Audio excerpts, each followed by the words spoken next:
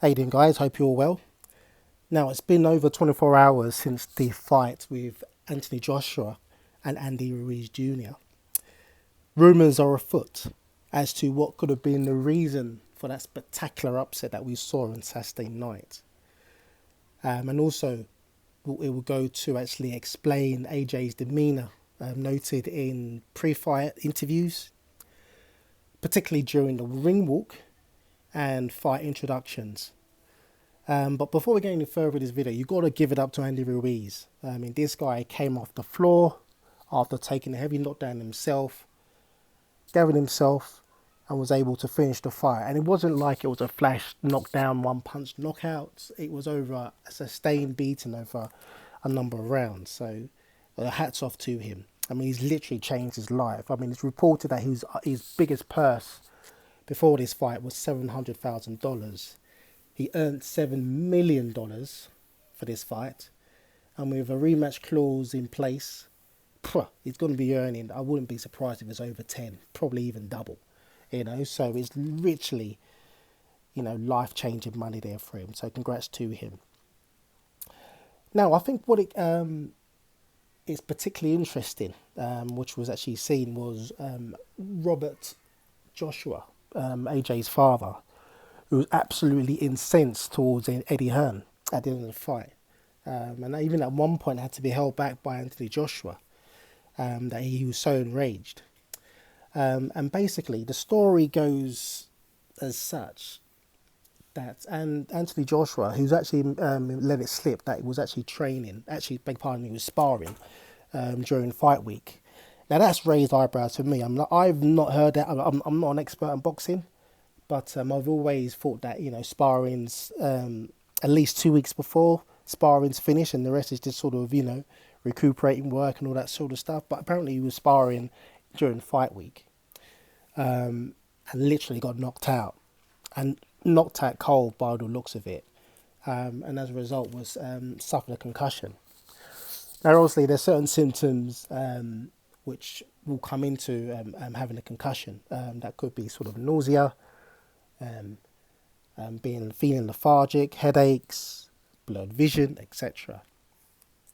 So it must have been that during the days leading to the fight, the symptoms were actually noted by his team, obviously noted by his father, and the decision to be made actually whether or not we actually pull him out of the fight. You can see also now, in the ring, his movement wasn't there. I mean, he was hanging his left hand very low. And even in between the fights as well, you can see the distress on his face as he was talking to his corner, Rob McCracken. I mean, I actually think it's actually been noted that he actually utters the line, "Why do I feel like this?"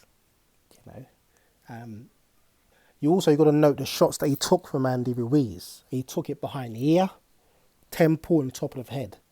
And those are the worst places to take a shot, because it really does mess up your equilibrium. You've got nerves. There's certain nerves you've got in those places as well that, if they get damaged as such, the actual function when it comes to actually, your brain saying, okay, I want to throw this jab or I want to sort of move forward. The body doesn't move in sync. I mean, I've been there myself actually, so I know how sort of, debilitating that must And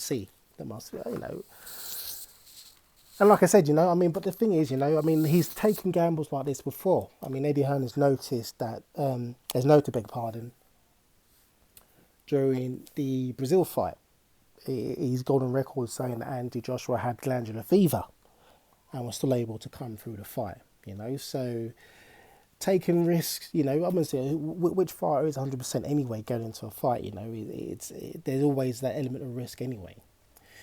And now, mate, some people will say, well, why wasn't the fight cancelled if this is the case? Why not cancel the fight? Now, basically, the way it works, ultimately, Anthony Joshua has final say. Obviously, his team, his trainers, Eddie Hearn, there is a group discussion as regards to that, but Anthony Joshua, is him that says yes or no. There must have been so much pressure on Anthony Joshua's shoulders. I mean, you got to realise that if Anthony Joshua was to cancel the show, that is it.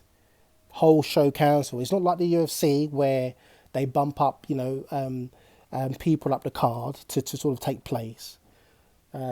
Literally, if Anthony Joshua doesn't show up, there's no money for any of the fighters on the card. So Anthony Joshua's got a responsibility. He's got his stable mates there.